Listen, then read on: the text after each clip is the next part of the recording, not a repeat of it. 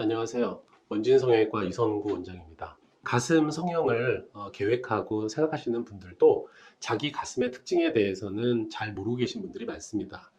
저희가 방문하신 분들한테 가슴이 어느 쪽이 크다고 생각하세요 하고 여쭤봤을 때 대부분의 사람들은 한쪽이 크거나 작다고 느낀다는 얘기를 하지만 그게 어느 쪽인지 사실은 본인도 잘 느끼지 못하고 살고 있습니다. 그래서 이런 것들을 저희가 이제 객관적인 지표로 찾아내고 그거를 환자들한테 보여드리고 수술 계획을 세우기 위해서 이런 프로그램들을 씁니다. 그러면 이 크리살릭스 프로그램을 이용해서 환자의 몸을 일단 분석하는 것부터 먼저 보여드리겠습니다. 오늘 모델로 사진을 올려놓은 분은 키가 굉장히 크신 분이에요. 키가 172cm에 흉곽둘레가 한 67, 8cm 밖에 되지 않는 굉장히 슬림하고 키가 크신 분인데 그걸 감안해서 보시면 될 것 같습니다. 먼저 볼륨 영역의 분석을 해보겠습니다. 자, 이렇게 좌측 가슴과 우측 가슴의 볼륨을 이 프로그램이 파악을 하고 있는데 보면 좌측 가슴은 86cc 정도의 볼륨이라고 파악을 하고 우측은 96cc라고 파악을 합니다. 이거를 또 세분화하면 우측은 위쪽이 40cc, 아래쪽이 56cc, 좌측은 위쪽이 41cc, 아래쪽이 45cc라고 파악을 하는데 우측의 아래쪽에 제일 많은 볼륨이 있다고 파악을 하고 있네요.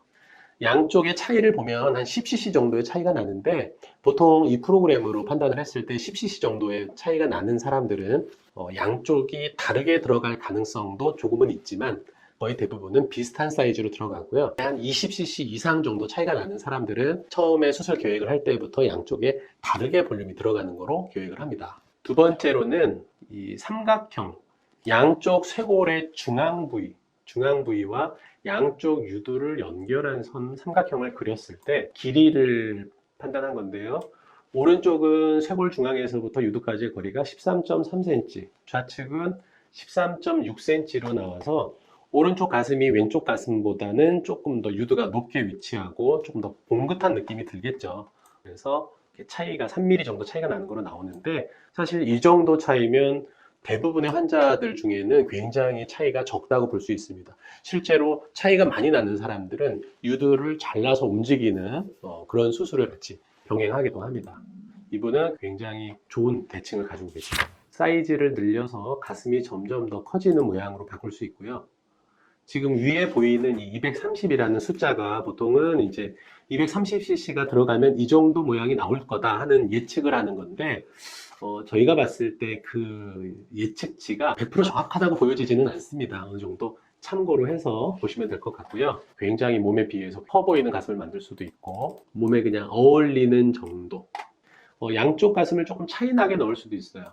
지금은 양쪽에 230이라고 되어 있지만 왼쪽 가슴이 조금 더 작을 수 있기 때문에 이쪽만 조금 더 늘려보는 거죠. 이렇게 왼쪽을 250으로 놓고 오른쪽에 230을 넣으면 아까보다는 조금 더 양쪽의 대칭이 좀 비슷해 보이는 그런 효과를 줄 수 있습니다. 그래서 볼륨을 늘려서 내가 수술 후에 어떤 모양이 나올지에 대한 것을 물론 뭐 가상 성형이기 때문에 100% 정확하다고 할 수는 없지만 내 몸에 큰 가슴을 이렇게 붙이는 느낌으로써 본인이 어느 정도의 가슴 모양 그리고 어느 정도 사이즈에 만족하는지를 우리가 어느 정도 감을 잡을 수 있어요. 제일 좋은 것은 이렇게 앞모양보다는 약간 45도로 몸을 돌렸을 때 그 사이즈의 느낌을 얘기하는 게 제일 좋거든요. 45도 정도 돌렸을 때 그 느낌을 환자분께 물어보고 이 정도 사이즈가 어떠냐 하고 여쭤봤을 때 본인도 흡족해하면 그 정도를 만들기 위해서 어느 정도 볼륨이 들어갈지는 저희가 이제 또 따로 계산을 하는 거죠. 자, 요즘에 쓰는 가슴 보형물들은 다 스무스, 겉표면이 매끈한 보형물을 쓰거든요. 이런 보형물들의 특징은 안에서 보형물이 움직인다는 겁니다. 그래서 가만히 있을 때는 중앙에 있지만 모았을 때는 안으로 밀려 들어와서 골이 생겨야 되고요. 누웠을 때는 바깥쪽으로 빠지면서 자연스럽게 퍼지는 모양이 나와야겠죠. 그래서 그거를 환자들한테 움직이는 동적 영상을 이 프로그램에서도 보여드릴 수 있는데 한번 실행해 보도록 하겠습니다. 어떤 분들은 항상 그렇게 얘기하세요.